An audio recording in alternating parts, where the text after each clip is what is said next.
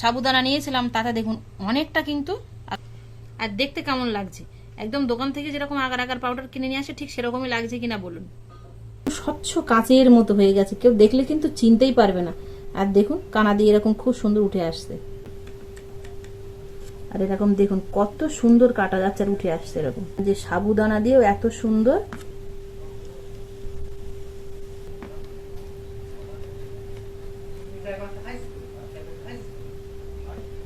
আর দেখুন ঠিক এরকমই স্পঞ্জ।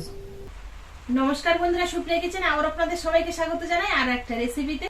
বিভিন্ন রকম পুডিং বানানোর জন্য কিন্তু আমরা দোকান থেকে আগার আগার পাউডার কিনে নিয়ে আসি, কিন্তু এই আগার আগার পাউডার বাড়িতেও কিন্তু খুব সহজে বানানো যায় ঘরে থাকা উপকরণ দিয়ে।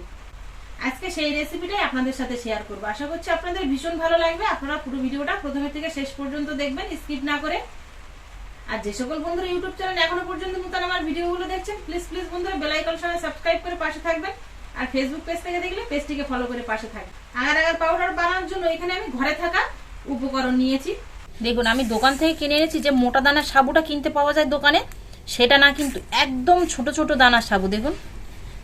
আর এটা দেখতে একদম কতকটা চিনির মতো। তবে এটা যদি না পান তাহলে মোটা দানার সাবু নিলেও হবে, তবে এটা বেশি দাম দিয়ে অল্প হয় আর ওটা কম দাম দিয়ে বেশি হয়, এছাড়া কিছু না।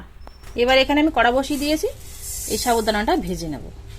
ভেজে নেবার কারণ হচ্ছে যাতে আমি গুঁড়ো করতে পারি, আর ভেজে নিলেই দেখবেন গুঁড়োটা করা যাবে খুব সহজে। আর একটু ঘন ঘন এইভাবে নাড়াচাড়া দিতে হবে। এটা যখন ভাজা হয়ে যাবে তখন কিন্তু এমনিতেই নিচে থেকে গুঁড়ো হয়ে যাবে, একটু বাড়ি মারলেই। তো সেরকম করে একটু সময় নিয়ে ভাজতে হবে। আর ফ্লেমটা একবার লো একবার মিডিয়াম এরকম রাখবেন, খুব হাইতে দেওয়ার দরকার নেই। তখন দেখছিলেন না চিনির মতো হয়েছিল, এখন দেখুন ফুলে কিন্তু মোটো মোটো হয়ে গেছে আর এরকম সাদা সাদা হয়ে গেছে। তো এটা যত ভাজা হবে তত কিন্তু ফুলে যাবে আর কালারটা সাদা আসবে। আগের থেকে কতটা মোটো মোটো হয়ে গেছে দেখুন। মিনিট 2-3 আমি কিন্তু ভেজে নিয়েছি, তারপরে দেখুন আর একটাও কিন্তু চিনির মতো সাদা নেই, সবগুলো এরকম ফুলে বড় বড় হয়ে গেছে। আর ঠিক এরকম মোটা মোটা একটু অন্যরকম দুধের কালারের মতো সাদা এসে গেছে। এগুলো কিন্তু ভাজা হয়ে গেছে। এবার তুলে নেব। যে পাত্রে আমি গুঁড়ো করবো সেই পাত্রে নিয়ে নেব। আমার কাছে তো গ্লাস নেই, আপনাদের কাছে মিক্সার থাকলে মিক্সারে গুঁড়ো করবেন, শিলেও গুঁড়ো করা যাবে, কোনো অসুবিধে নেই। সাবুদানাটা কিছুটা পরিমাণ ঠান্ডা হয়ে গেছে, হালকা হালকা কিন্তু একটু গরম আছে। তো এই গরম অবস্থাতে এটা গুঁড়ো করে নিলে গুঁড়ো হয়ে যাবে, গুঁড়ো করে নেব। আর এটা কত সহজে কিন্তু গুঁড়ো করা যায় দেখুন ভাজার পরে। বেশ এরকম মোটামুটি গুঁড়ো করেছি। এবার এগুলোকে চেলে নেব।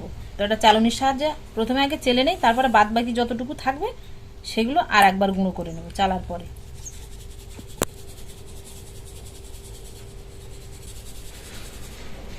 আর দেখুন চেলে নিচ্ছি তো দেখতে কতটা কেমন লাগছে দেখুন, আগার আগার পাউডারের মতো। তো দেখুন ঠিক কিন্তু সেরকমই।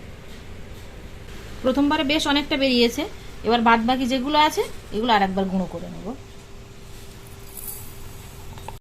5 চামচ মতো সাবুদানা নিয়েছি, তাতে কিন্তু দেখুন অনেকটা আগার আগার পাউডার তৈরি হয়েছে।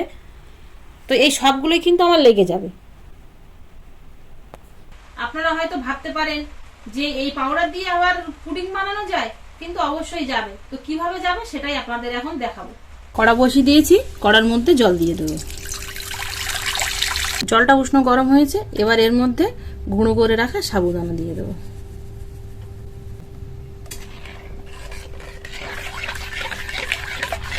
দলাগুলো ভেঙে দেবো। অনবরত নাড়তে থাকতে হবে, নইলে কিন্তু নিচে বসে যাবে। এবার একটা প্লেটের মধ্যে 2-4 ফোঁটা সাদা তেল মাখিয়ে নেব। সাবুটা কিছুক্ষণ জাল করে নিয়েছি, এবার এর মধ্যে দিয়ে দেবো 3 চামচ মতো চিনি।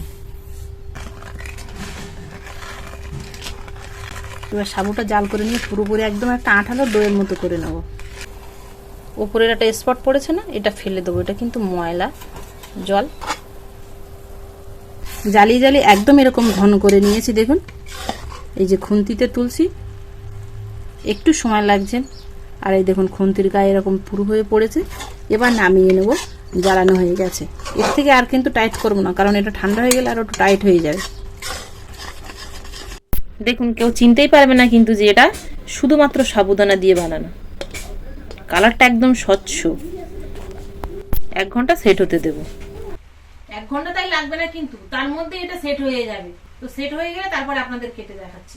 দেখুন পুরো একদম স্বচ্ছ কাঁচের মতো হয়ে গেছে, কেউ দেখলে কিন্তু চিনতেই পারবে না। আর দেখুন কানা দিয়ে এরকম খুব সুন্দর উঠে আসছে।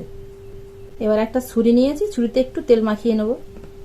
আর এই ছুরির সাহায্যে একদম ছোট ছোট পিস করে কেটে নেব। আর এরকম দেখুন কত সুন্দর কাটা যাচ্ছে আর উঠে আসছে এরকম। ঘরেতেই যদি সাবুদানা দিয়ে এইভাবে আগার আগার পাউডার বানানো যায় তাহলে আর দোকানে যাবেন কেন? বন্ধুরা, একবার আমার মতো করে এইভাবে খুব সহজে বানিয়ে দেখুন না।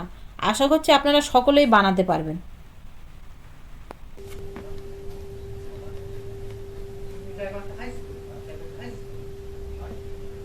দেখুন শুধু এরকম পিস পিস কিন্তু উঠে আসছে সবগুলোই।